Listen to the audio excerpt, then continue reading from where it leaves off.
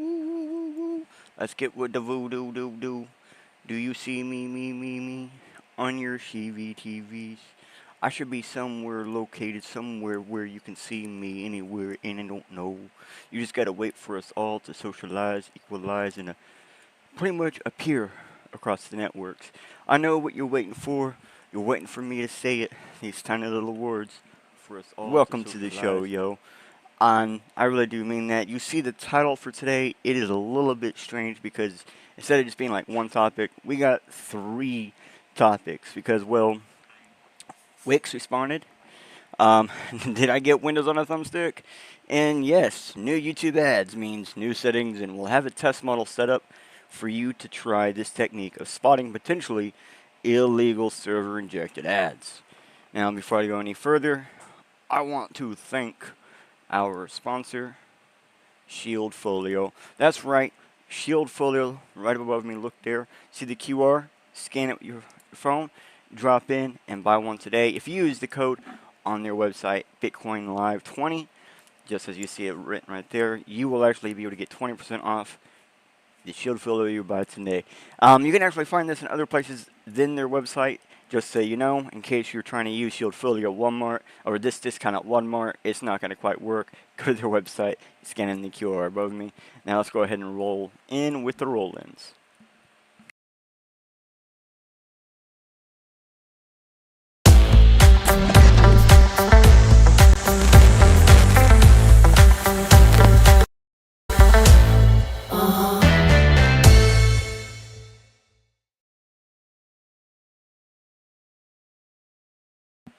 Oh man, where am I at? Oh, do. There we go. Sorry, I lost my mouse cursor. I am trying to get the chat up right now. So that means if you're on YouTube, because we air this in multiple different locations, if you're on YouTube, you'll be able to drop in chat, and the chat should appear above me to my side here momentarily. Ooh, whoa, hello. Why am I not getting it? There we go. Hold on. Alright, hold on. I'm trying to get this situated, and I want you guys to know today is going to be, like I said, 3 individual little things. We're going to be talking about them as if they're the same.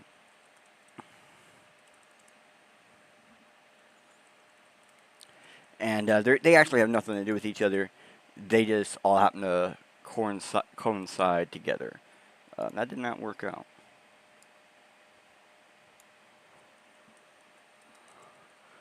Hold on.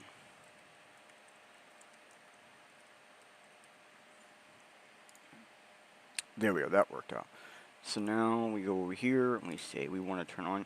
Now we're going to be testing out something real soon about getting, basically getting Twitter chat on screen as well. That's what I want to get. I want to get it where I can have Twitter chat on screen with you guys next episode. And for today, I have a really special treat.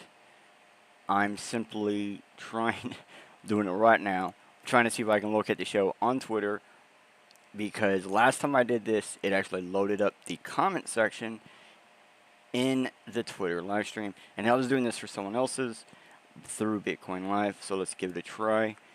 And we're going to jump into it, and nope, I'm not being presented it in my view mode.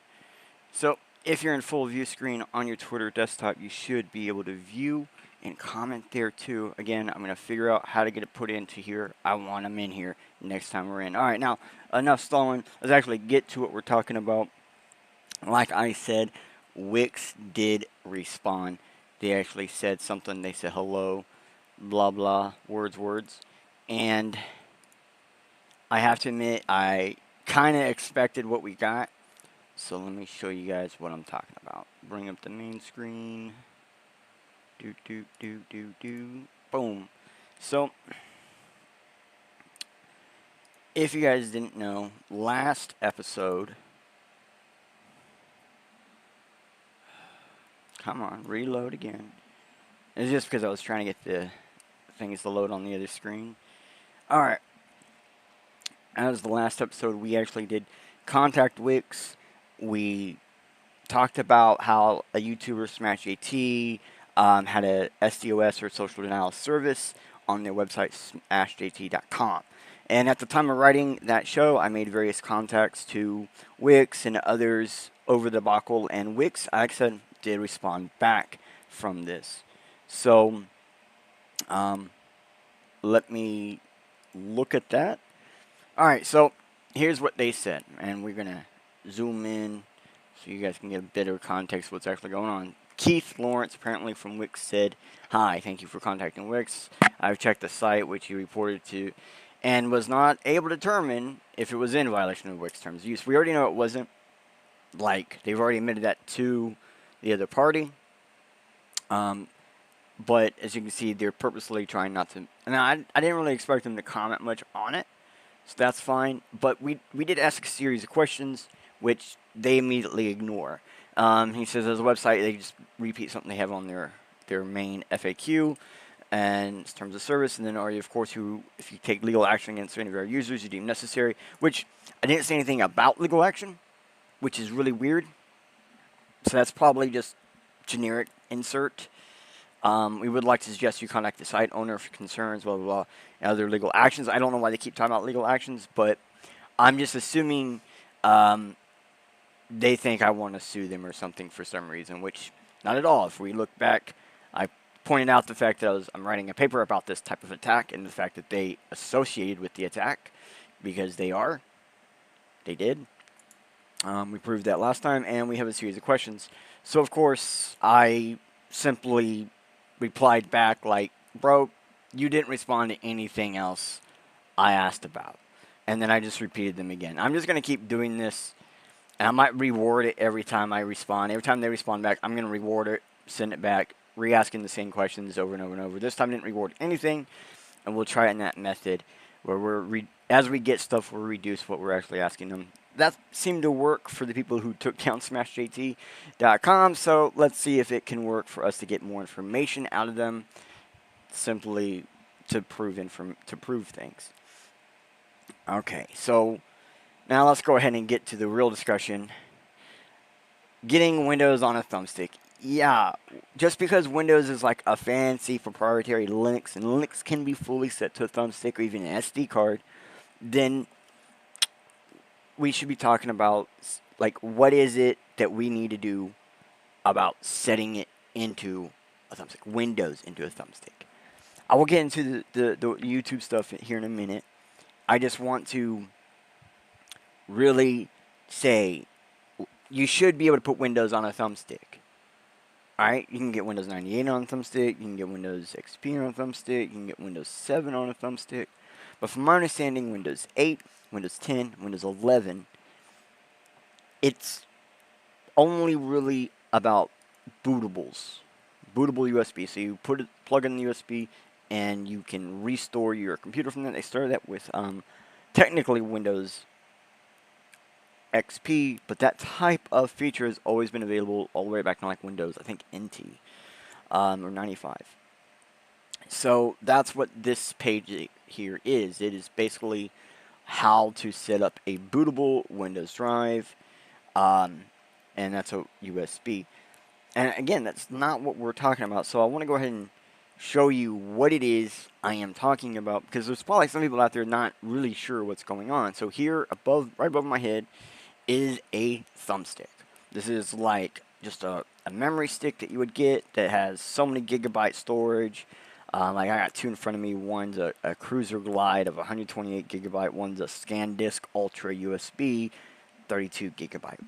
So little SSDs, and if we look, we partition it into 3 groups, but really it's just 2 partitions. So we have this really large partition that we need for the operating system and the memory for the operating system, and then we have the regular partition, which is a bit smaller for just the thumbstick. So the very top one says thumbstick SSD 0. That's the regular thumbstick memory. You plug that into any computer, it's going to be able to read from there, and it's going to see that as its own like memory, right? And then the other section, which is 2 technical sections, A and B of the other memory section, which is a persistent memory used by that operating system. So it won't be viewable when you plug it into another system or something. You'd have to be running that operating system to get access to that memory. And then, of course, that ISO for that operating system. And that's pretty much it. So on the side, we have some recommendations. And it's like a native partition. You can have up to 1 to 6 gigabyte. That's just going to allow you to transfer data from the internal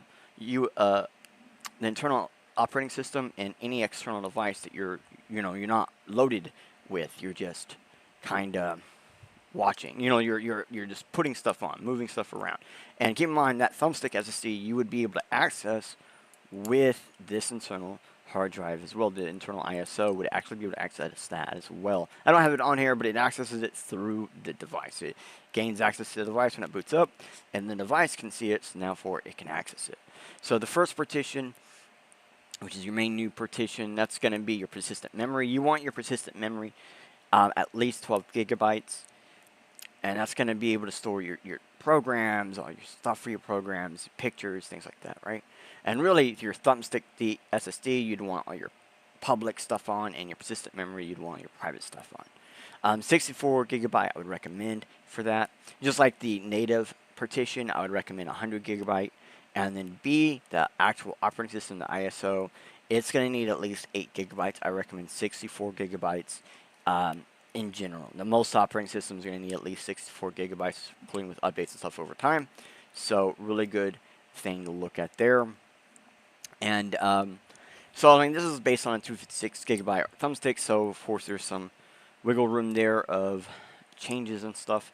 And as you get bigger thumbsticks and stuff, like I have an SD card that's like 500 gigabyte, so we could have quite a large system on there, or even a set of systems on there. And so that's the ideal. The ideal is to put the ISO here, put the persistent memory there, and use the regular thumbstick there, and it should work fine. I've done this with Linux like a billion times. I have an SD card with Linux like this, where I plug it into a phone, it just looks like a small SD, and then I plug it back into a computer, or I plug it into a USB talkative device, plug it into a computer, boot from it, and I have my Linux ready to go with its own persistent memory. So I found, eventually, I tried, and eventually I found this site. So first, let me explain. I tried the techniques I normally would use for Linux, and I absolutely had no luck. And I couldn't even get, what I'm saying is I could get all the software. I was even able to get portable Windows 10 ISO.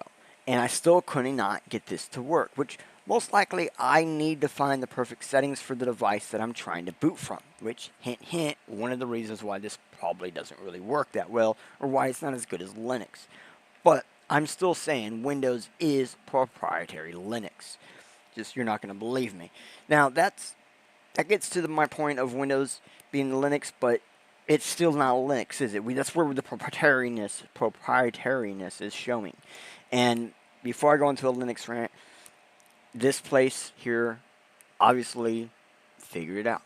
And it's been recently updated too. So I think this is a great place to start. And after about a week, this is where I ended up. And look, updated 2023. Whew, really. Like when I first got here, I was probably like right around that day, maybe the 16th. And I say it like that because, no, my bad. May 16th, I saw it. So, about almost a full year after this was actually written. So you can see this is something people were wanting to do. And it says, are you still trying to run an older version of Windows on your PC? Blah, blah, blah. You can get Windows 10 from a USB. In order to pull this off, you need USB flash drive, at least 16 GB of free space, preferably 32. I would say 64. In order, this process requires a license to activate Windows 10 or 11 on the drive, which means you have to have either purchased an existing license or an associated with your ID. That's one of the other hints why it doesn't really work. Believe it or not, to get this to fully work, you still end up needing a license for Windows 11 and 10. Now, I have one for Windows 10, so that's what I was trying to do, was just use mine for Windows 10.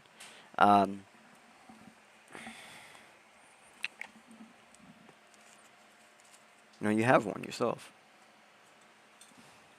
Sorry. Sorry, my wife. So, you must then use Windows USB Utility to set up a drive with the new version of Windows. Microsoft used to offer this as Windows To Go, which again, I said I did. You can find Windows To Go for Windows 10, which could generate a Windows bootable USB drive with Windows 10 Enterprise or Educational. However, the company stopped development on this program years ago. Now, you could use programs like Win2USB, Rufus, or Ventoy. Now, I have Rufus, and I had Rufus before this. I actually used Rufus to fix my daughter's computer, which is one of the reasons why I wanted to put Windows on a USB. I want to do it for my computer and for my daughter's. My daughter has a really small, like, SSD on her computer, and her... You know what? I'll just get into that a bit later. Let's keep going with what we're doing. All I'm saying is, there are 3 major programs we're going to look at. We're going to look at all 3 of these. So basically, you're going to download the ISO file, which you have to generate from Windows. We'll show you how to do that for both Windows 10 and Windows 11. And then basically, you download it, you set it up, and then you run a program to install it. Here are the programs. So another hint at why this is really not doable all like completely like Linux is because, I mean, like it is, but it should be, but it isn't.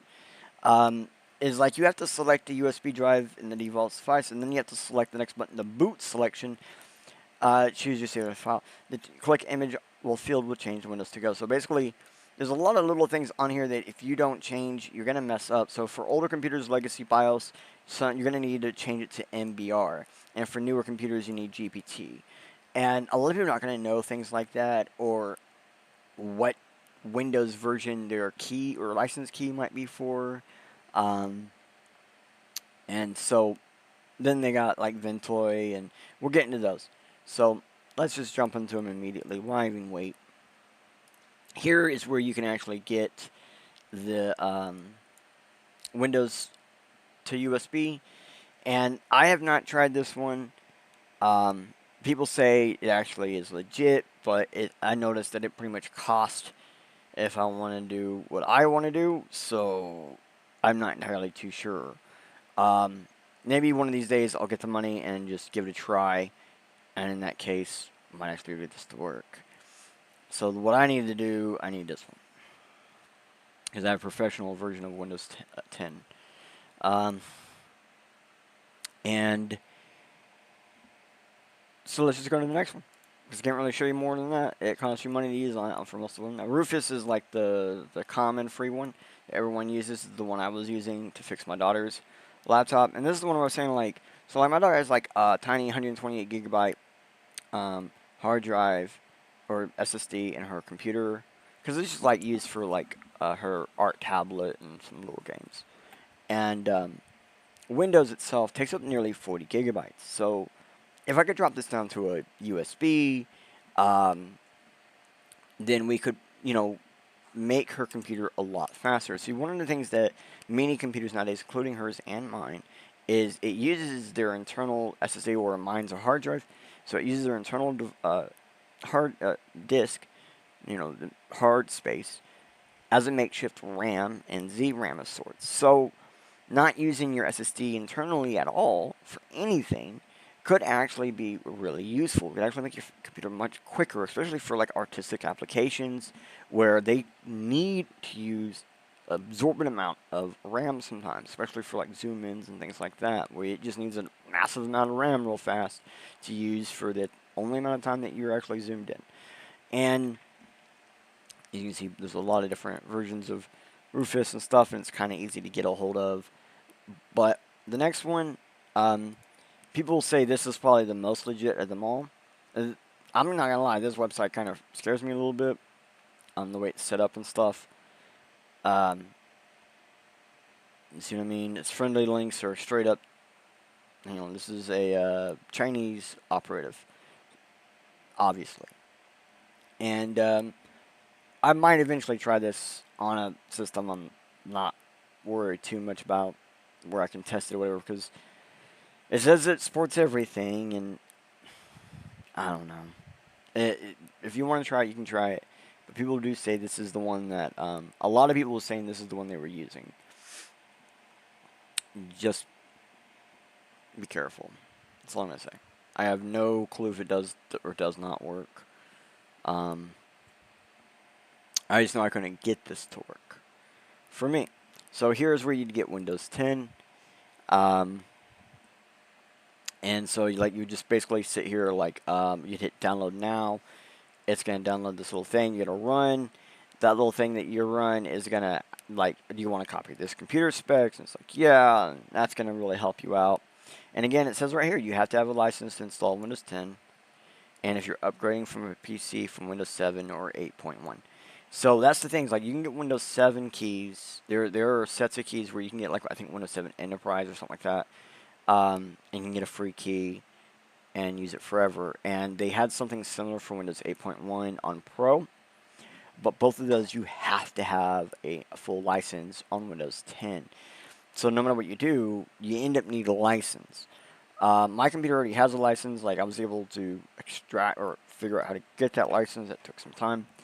And it's going to be different for your device. If you're trying to use the license on your device because you want to use it on your device, you just want to put it on USB or something like how I'm doing, there's a thing in your computer that's going to tell you how to get it out. And then I can even say you have to find your own tool to do this.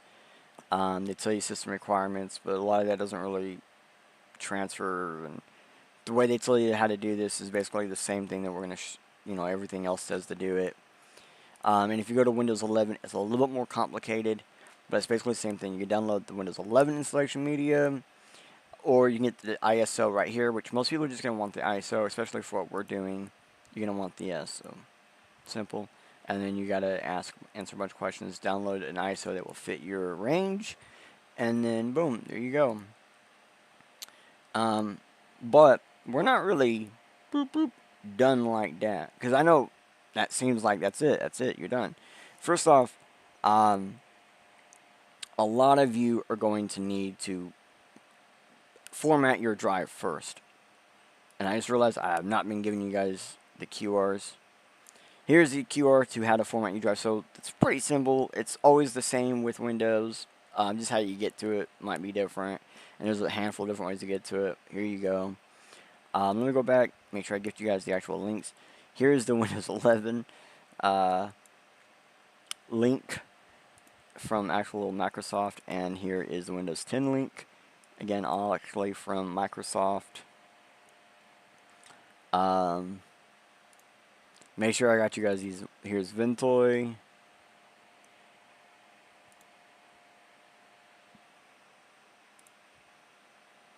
Rufus. And Win2USB. So now one of the reasons why I'm saying you're going to have to clear out your hard drive is there's a simple reason. Basically, Windows, every time you install a new Windows, I think 8 point, all the 8s, most of the 7s, I think some of Vistas, and then 10s and 11s, all of them, they take your old Windows and they package it into a form that, like, you can access the files or whatever, but you can't access the operating system. Especially since, like, you could have a free, like, a paid operating system underneath a free operating system, and they don't want you to be able to access the full options of an operating system that you did once pay for.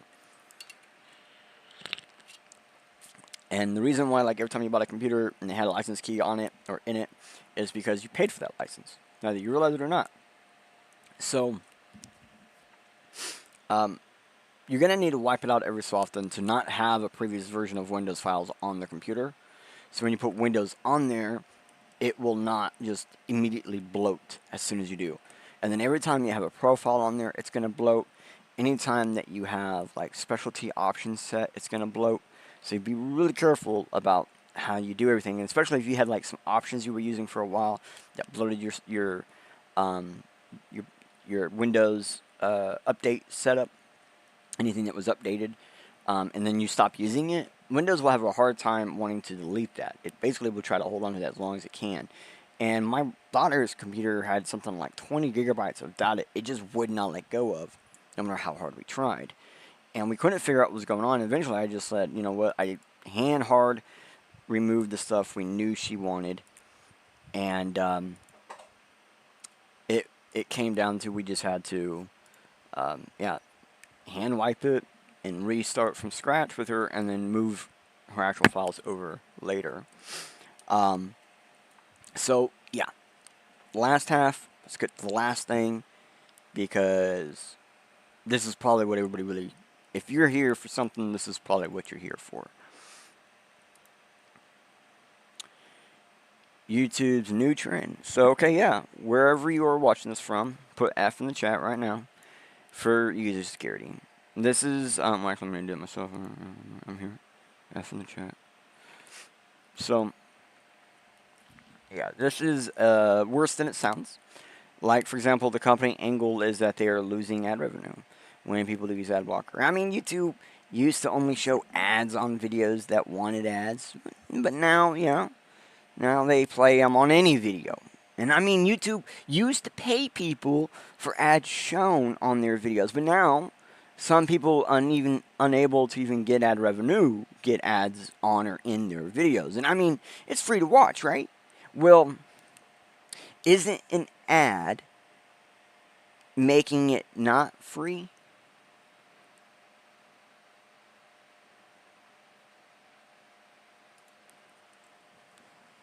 Just think about that for a second.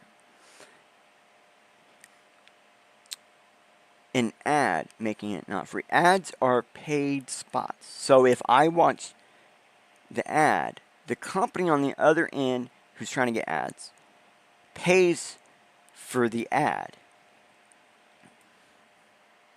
making it not free. Alright? In many cases, I don't have to click the ad or interact with it, just see it in order for that company to pay for the ad. Now, I'm not the kind of person personally to click on ads or try ads in general. So by me using ad blocker, I'm actually saving that company wasted ad money on non-targeted audiences. So if I'm watching an ad, it's no longer free. Sure, my viewing experience is technically free, minus the time it actually takes to watch the ad, but the view itself isn't free. The hosting is free, except the ad revenue pays for that.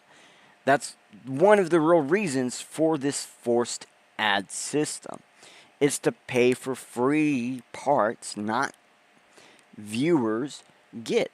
So keep that in mind. It's paying for free parts of stuff that viewers don't get. The free parts, content creators get. And I'm saying that because the viewer watches the ad. The content creator does not watch the ad.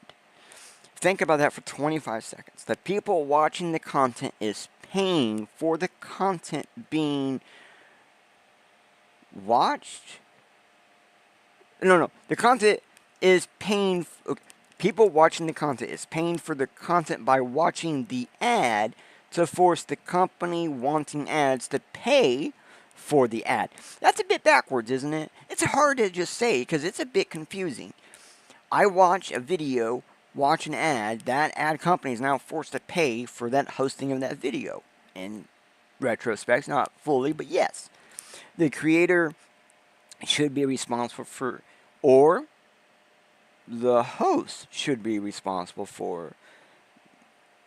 Well, at one time it was responsibility of the host, which means in this case it was YouTube or the owners of YouTube. And that's when YouTube used to put ads only on videos asking for them. It paid for that content creator. YouTube could easily ask for pence from the creators not having ads that could easily have ads up. And that still would not harm the smaller creators that can't even get ads. They don't got the views or whatever to get that special revenue, to obtain revenue. But you could be asking the ones who could be obtaining revenue to pay revenue since they don't want to obtain it. They'd be more willing probably to put ads on their videos and just not ask to get paid. And then they'd be rather it just host. Or who knows, maybe they wouldn't mind an extra little bit of money once they get to that point. So now we're going to go back. We're going to go right back into it. I just had to think. I had to give you that little thought of highlight of thought. A lot of people won't think about that. Now here is a video here's an ad being injected into a video against their will, and ads are now being put in, and they're saying, hey, it's messing with other systems. It's messing with ad blockers and all this other stuff. And we can see right here, they're saying they're blocking JavaScript stuff to inject ads in the general normal space of video ads. So this is a different method. So YouTube test harder to block server ad injections in videos. This is the source of the last of what we were just reading, what we were just looking at. So, like we see, the YouTube is currently experimenting with server-side ad injection. This means that the ad is being directly added into the video stream. This breaks sponsor blocks since now all timestamps are offset by the ads. So most ad blockers commonly disable YouTube by blocking the JavaScript that used to inject the advertisement into the video stream. Sponsor block works a bit differently by co-sourcing the information about the different segments in the video, allowing users to skip those sponsored segments specifically. Server-side ad injection integrates into the advertisements directly into the video stream before the content is delivered into the viewer. So users receive a continuous stream that already has ads built into it. Sponsor block explains that YouTube streams videos using a series of smaller video segments or chunks, which are stitched together to create a continuous video playback experience. I kind of talked about this on Twitter yesterday in a little bit of a live stream.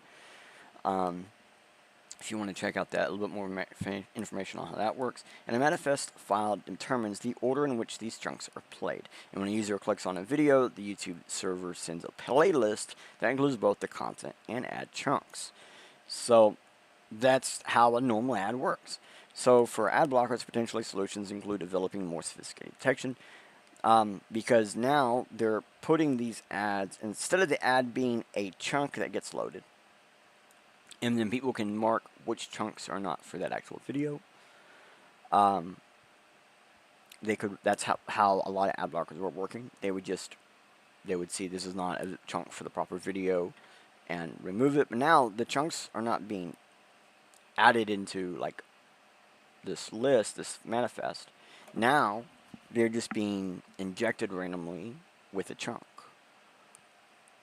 And so this update may result. And wait, hold on. Let's go back here. For ad blockers, potentially solutions may include developing more sophisticated detection algorithms, leveraging metadata analysis, and using advanced pattern recognition to identify sudden changes in the audio video that may indicate playback of ads. I'm going to say right now, it doesn't have to be that complicated, and we'll get into that. So this is a comment from YouTube. This update in suboptimal viewing experience for viewers with ad blockers installed. Ad blockers violate YouTube's terms of service, and we've been urging viewers for some time to support their favorite creators and allow ads on YouTube and try YouTube Premium for ad-free experience. I still think this should be illegal. It should be illegal to tell the user they cannot choose to use an ad blocker just because it impacts your bottom line. They're taking user choice out of the picture.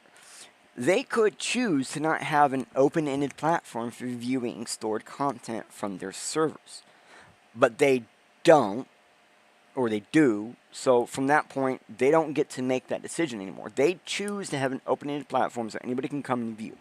Anybody can watch. From that point on, they don't have a choice on if an individual user wants to remove ads out of their viewing experience. If a user can find a way to resolve around an unwanted ad, they should be able to. I don't think a digital billboard wants ads injected into their videos. And yes, there are digital billboards that use YouTube videos as the way of plugging in the next set of videos. And I don't think digital teaching boards, which is sometimes just a monitor with a digital billboard firmware, this is the more common reason why you don't want ads injected, because these teaching boards are being used to find YouTube educational videos, perhaps to teach people working from at home, and for schools that are in the need and people who just don't have, or people just wanting to learn. And to have ads injected in those, I don't think they want that. Don't think they want kids learning, the best new thing to screw people over. What is up, Brosiv? Um, Awesome snow, my friend. Yes, thank you, so. Thank you, so. Um, and so, I also, if I really think about it, I don't think parents want their children's or family devices to have ads injected to them as they watch video. And right now, if you got like any Roku TVs, certain smart TVs, Samsung TVs, um, I think even LGs do this. Almost all the smart TVs pretty much allow it. Your Xbox, all your game consoles, all of them, they're going to allow this. They already do. Um, and so my major point about this ad injection is A, it's already illegal almost everywhere in the world, which we'll show you that in a second. And, um, well, everywhere in the world that has strict user-based online laws. And then B, this means other people can inject into your video streams as well. Ads constantly have scams, but now scam video ads are being injected, most likely with either PHP or JavaScript, both of which have problems with ghost executions or ghost execution attacks, where there's abbreviated and multi-pointer directed code executions within the other sets of code, like video code, for example, which is very common to do, and that then gets activated upon unpacking. So it sets a sleeper call, and then have it activate on the next ad guarantees the next ad will awake your sleeper. And then upon that ad, yeah, it doesn't even matter if it's on the same video. It's anytime any awakening ad appears or any awakening set of whatever goes through one of your video streams, it will awaken that sleeper. And we just learned about this type of attack that went all the way back to 2016 on a previous episode. Let me just show you that right here. Here is the YouTube video for that previous episode. And we see right there a big old thing where we see this type of attack that I'm describing, where a sleeper is used and then some form of DDoS or activity stream signals activating a sleeper within data blobs hidden within just plain text, or not plain text, but open text files on your computer. So files you can't even just open up and read yourself, they can be activated through a method of just watching a video ad or having a DDoS upon your computer, which is very scary, but unfortunately way too common nowadays. So what exactly is video injection attacks? Now, there's two different kinds. There's the kind where we're using videos to inject to do something, and there's ones where we're injecting into video streams. Both are called the same thing, so let's get into basically both of them. Video injection attacks. This website is going to explain it in some way. Video injection attacks are a form of cyber assault where unauthorized video content is inserted into a surveillance or data stream. Keep in mind, video content doesn't actually have to have video in it. It could just be any amount of data. And this can mislead viewers, make illegal activities, or compromise the integrity of a system. In this case, it compromises the integrity of the YouTube system. And also, I would say, it compromises the integrity of the Google Ads system. But, that's just me. So let's get into methods of employing these video injection attacks.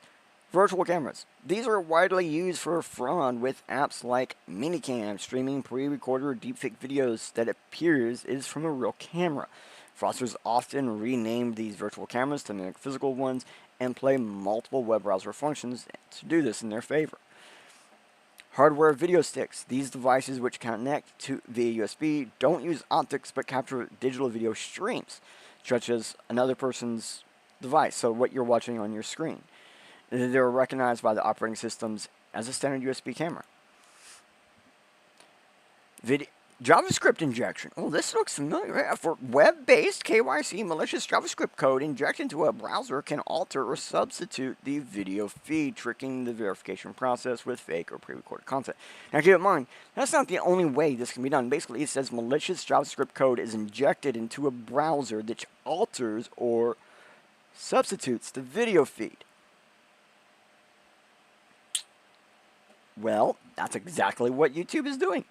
Smartphone emulators. Used mainly in mobile app development, emulators can replace real smartphones functionality. Attackers use them to run apps, fake video streams, bypassing security checks meant for actual devices. Actually, that's also what YouTube is doing on Androids and all smart devices, including game consoles. It is emulating something, some kind of functionality, to attack a user to run not the video the user wanted to see into their video stream, bypassing security checks meant for the actual device. Intercepting network traffic by accessing and altering a video during data transmission, which technically now, if you think about it, if YouTube is using this to put in Google ads into their videos, Google is doing this thing, technically. Attackers can replace legitimate video feeds with fake ones. Well, that's exactly what they're doing. This is particularly risky on public or insecure networks, which they made insecure by updating to a certain specific Google patch. And we'll see something about that. Where encryption may not be standard. Or actually, how about where encryption has been avoided through just generic C. It should be noted that this is not an exclusive list of injection attacks. More complex, sophisticated techniques do exist. Such hardware injection, which require advanced skills, which we're not even talking, we're talking about same server injection, something we have seen in the past, but probably not in like 20 or 30 freaking years. That's the thing, this is an actual, like 20 or 30 years ago, this was an actual type of attack. So let's not call this ad injection. Let's call this ad injection an attack. It's ad injection attack. Let's look at what a video injection attack is, because likely your YouTube is doing these last three things all at the same freaking time. And it's not fun. Alright, so we're going to go here. Now, this site, they're just going to basically explain what we just read a little bit easier. Let me go back, make sure you got that. Right. Make sure you got this. Right here. And then again, then you have this one. We're just going to go in. We see that the little SQL injection attack. Very possible you could consider this SQL injection attack in some sort. But most likely, this is going to be a similar to a cross-site scripting attack. But in this case, it's technically cross-server scripting, but same site, because their servers are all connected, so yeah. Vulnerabilities pose a serious threat to web applications because they enable attackers to inject malicious scripts into legitimate websites and trick unsuspecting users into executing them. So YouTube is tricking users into executing ads they did not want to see. This can lead to theft of sensitive data, which is something that can actually be happening if people start injecting stuff other than just video data into ads videos, such as login credentials or financial information. Is something they could steal from you, especially if you're logged in with Google and you got Google API, and they can just ask for callbacks to be sent somewhere else and never come back to you. That would make sense. Even the complete takeover of victim's web session, so they can pretend to be YouTube, and that would make sense why they'd be wanting to send information somewhere else for verification data, and then they just use that to steal your information. These attacks can also pave the way for other types of attacks, such as malicious distribution or further exploitation of vulnerabilities in the web application, because this is exactly what this does. Even though this is all done through Google, blah, blah, blah, this is still a vulnerability in now the web application. Ugh.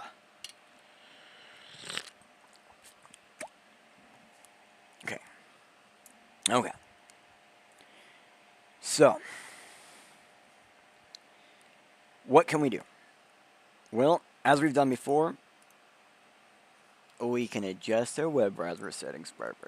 I know this is something I keep referring to. This is one of those things that people are like, for real? Like, are you serious? It's always going to be your come-to thing? Yeah, it's always going to be my go-to thing, because it's what I'm using. Like right now, I have been, for months I've been complaining about stuff that's been happening on my videos on YouTube, and it's been preventing me from uploading certain things to YouTube and not wanting to go through my own YouTube and all this other stuff. And it wasn't until I started reading about people talking about YouTube's injecting ads, and I found out that, well, not only do I live in a place where they're injecting ads, my VPN is directed to a place they're injecting ads. And this thing that I keep seeing that I've been complaining about, I can't get a screen recording of, but I will be recorded with my phone. And it's because I found out some stuff on your computer screen can't actually see, and this sometimes is one of those things. So what we're going to do is if you set everything up as you see what I'm about to show you, you're going to be able to experience this potentially on your own. I don't want to just teach you something. I want to really show you this is happening, even if you don't notice it. There's very potential chance your computer is blocking the ads being injected into your screen already, but you don't see it. So, first off, here's your web browser settings. Use no account. Turn off web history. Turn on internal privacy protection ad blocker. Do not allow acceptable ads under this. Be wary of blocking trackers. I allow trackers, okay? And I'll explain why. Because when you block trackers, it marks your profile. We've explained that in a previous episode. Manage the exceptions to ensure they are empty under the personal privacy ad blocker. Manage lists, recommended lists as a base is best. Do not have ad block warning removal turned on. If you have that turned on, it will make you automatic for ads. For some reason, you get more ads. If that is up, you will get more problems and more stuff will want to fail. People actually have sites that just look to see if you have this set up. Ad block warning removal. And they will just stop serving you stuff as soon as they see you have that turned on. Third-party cookies. Block third-party cookies. Block them all. Fuck up. Just block them. Send do not track with all your browsing traffic. It's very common to have on almost all browsers nowadays. Many of them even have it set at base start. So just have your set turned on too. That's called hiding in the basic traffic, right? So all site data permissions, you want to block notifications. All site data notifications, you want to block pop-ups and redirects. You also want to block payment handlers except for sites you actually buy from. And you want to block automatic picture-in-picture. Only leave this open for sites you watch videos on that you want to have picture-in-picture. I have it set to just deny it across the board, and then I have it set up on YouTube to also deny it automatically. Sites allowed to use third-party cookies, ensure is empty. Now, before I go any further, after you see this experiment, or if you're doing this for a couple of months and you're not seeing it ever happen, go back and turn on automatic picture-in-picture, but have it blocked only on YouTube. But have it set to automatically use picture-in-picture. What that will do is it will automatically override the YouTube picture-in-picture block. But when you get the ad might be sent as a picture-in-picture in YouTube, which on my case it's done it a couple of times. And when that happens, we'll get a visual error on the screen. Sometimes just having automatic picture-in-picture turned off will do it. Sometimes you need it turned on to automatic across the board of your web browser, but then under like third-party cookie site data on specifically YouTube, have it turned blocked. And you'll start seeing that glitch error, which is what we want to see. So another thing you need to have a VPN turned on. It needs to be on, and it needs to be connecting somewhere in another country other than where you are at. Have it turned on to connect when the browser starts, and turn off enable default search engines by bypassing VPN. For some reason, this is really important. When you have enable bypass VPN turned on, companies can actually bypass your VPN from that point on. There's a way to actually pretend they're a search engine, or they have a search engine system within this website, which almost all websites have a Google search engine inside of it, which then can bypass the VPN completely. So turn off device-wide VPN. Don't use it. Make sure each and every one of your devices VPN are unaware of each other. keep your accounts separated. And then why in the heck did you have your account on your web browser anyways? Don't have an account on the VPN either. AI. Turn everything off. Because if you have any amount of the AI on, it can actually bypass and readjust stuff for YouTube. Creepy. Turn on battery saver. It's right here in front of me. Okay, on battery saver, turn on the main battery saver and browse blah blah blah longer. Just turn that part on. Turn off the save battery feature at some option. So you just want it to always be on. You don't want it to turn on at a certain point. And you want to turn off the always show battery icon on toolbar. When you are showing a battery icon on the toolbar, that is actually viewable by scripts online. And when they see you have that on, well, they will actually treat you differently. But if you have battery saver turned on in general, when certain things are being done to your browser, it will cause a visual mess up. And the visual mess up this one causes specifically moves the pixels to the left. Meaning sometimes you get duplicate screens and things like that. And what this will do is anytime we start to have a visual artifact that even small, it will then become a very large visual artifact, which will then take up the screen. It will allow us to see much more. The visual artifacts just get bigger. Let's make it that way. And we're gonna get this to force YouTube to cause visual artifacts when they inject an ad into our screen. You need disable non-proxied UDP for this to work. And you need to have it clear cookies on close, which for some reason nowadays is damn near impossible. Let's get into it, because we're almost done. Here is going to explain to you on Chrome how to clear cookies on exit. Most likely you cannot click this little button anymore, and that is the problem. Almost all browsers have removed this from your browser, and I couldn't figure out why. Well, actually I did figure out why. Let me tell you why. So basically, it's only going to work for most sites. There is a way for sites to tell your browser to not clear your cookie data, even if you have it turned on to clear cookie data. There is a way to set private to refuse cookie data. That also doesn't work. And that's the official Opera form, by the way.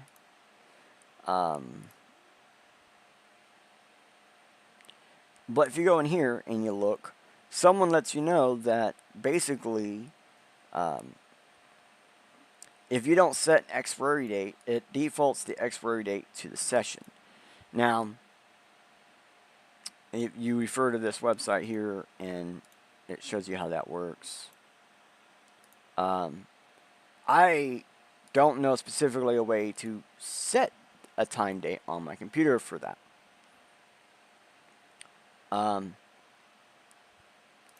But the great thing is, you might be able to figure it out. It is easy to find out. Well, not easy. It is able to be found out. So let's put it that way. You're able to access and find a way to remove the time limit off your sessions.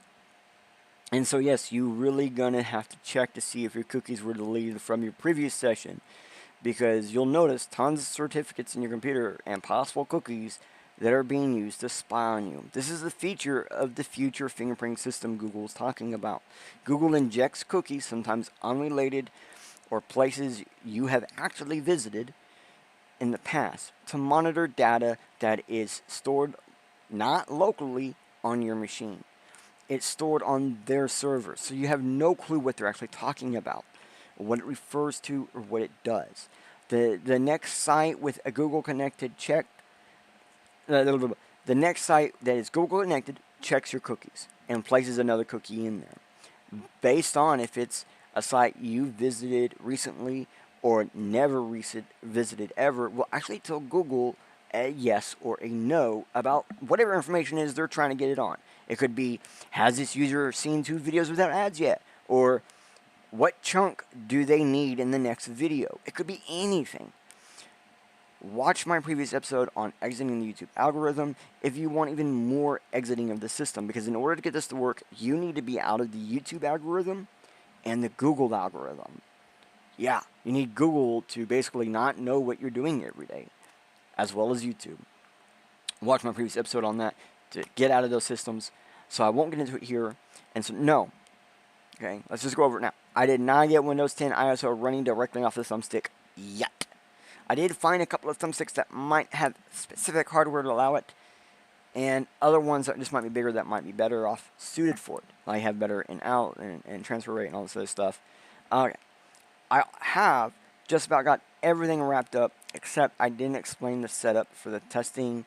Again, only thing I haven't shown you, I showed you your browser settings. I haven't showed you the actual setup. So first off, the setup is every time you open your browser, make sure there are no cookies stored on them. Delete them. And then reopen your browser if there was any there. So you have to, if you open it up and you see cookies, delete the cookies, turn off, shut down the browser, and reopen it. Make sure there's none in there. Set your browser the way I showed you earlier. Exit the YouTube algorithm, exit the Google algorithm. Even if you're only going to do it temporary, just do it. Use a good VPN to root yours. I just used the internal one on my Opera. All I need to do. And then next you're going to need to have uBlock turned on. And you're going to need to have it set up in a very specific way. So let me show you that way. Okay. So, what is so special about uBlock? I don't know. But if you set this up like this, you're going to go, oh, ah. First off, let's go into settings. Hide placeholders of blocked elements. Correct. Show number of blocked elements requests on the icon. No, we don't want to ever show that because for some reason websites can use that against us. Make the use of context menu where appropriate. Yes. Display prefetching to prevent any connection for blocked request. Keep that on. Disable hyperlink auditing. Keep that on. I do not block CSP reports. That can actually do some problems that I can't explain. Yeah. Just, custom color does not matter. Colorblind friendly does not matter. Disable tooltips does not matter. Actually, don't disable tooltips. It might be decent. I said I'm an advanced user.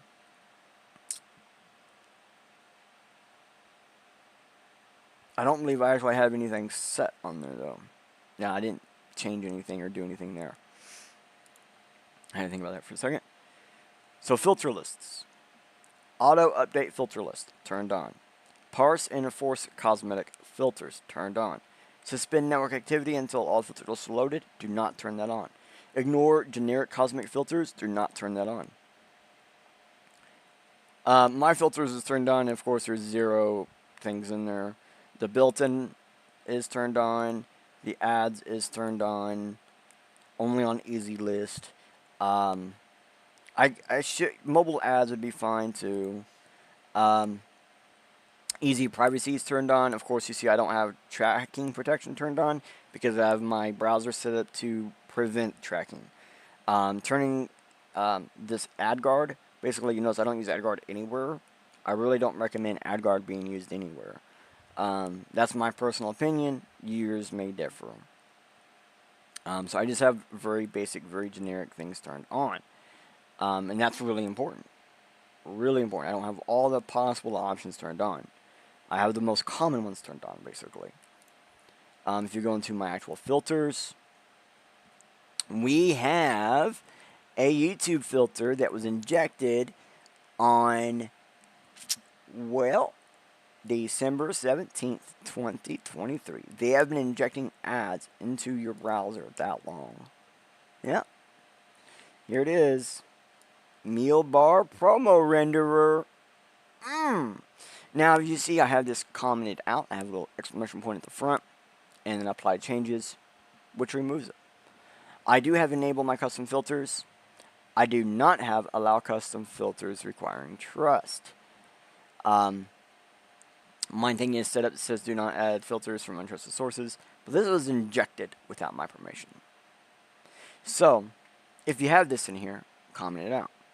Now, if you're not seeing the error that I'm talking about, the thing on your screen and while you're watching videos in about 2 months, come back and uncomment this. Because if this really is what's delivering some of these promos, then uncommenting it will force that to happen again. course, if we go to My Rules, you can see basic, simple stuff, trusted sites, basic, simple stuff. Yep, accounts google.com, so that way I can at least log into stuff. And that's about it. Yep, that's about it.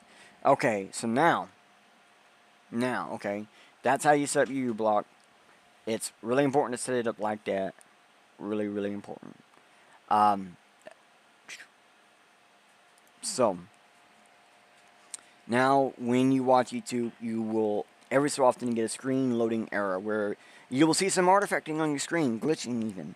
Sometimes the screen will just pause, and other times it will just lag for a second and then continue on with the words and the sound, but the video will still be messed up. Pausing the video will almost always fix this. If you don't unpause the video, it generally fixes within 30 to 45 seconds. Hint, hint, it's most likely the ad. Proof it's injected is pausing the video. If it fixes it, then that means that what is going on is some point in the various stage of what we have set up, the ad is actually being rejected. Somewhere between the VPN setup with cross-country laws, various ad blockers turned on with cosmetic filtering, not allowing YouTube rules, not storing cookies outside the session, not allowing third-party cookies, having clean cookie sets. Somewhere in there, we're actually denying the ad. And just wait for a few seconds, and again, it will skip back. Sometimes if you have to skip back 2 seconds, the buffer will actually fix the visual overlap error and go right back to where you were at as if nothing happened. Now you know how to set up the experiment, which is also happens to remove almost all video-based ads across the internet for you. Now if Wix continues to respawn with me, maybe we can milk the sooth or truth out of them. But like I said, I'm not holding my breath. Just like I'm not holding my breath that Google will, stop attacking its users. I believe Google will probably continue attacking users until they either are bankrupt or out of business or the rulers of the next corporate overlording time. I'm not sure which one comes first, and it's a little bit scary sometimes.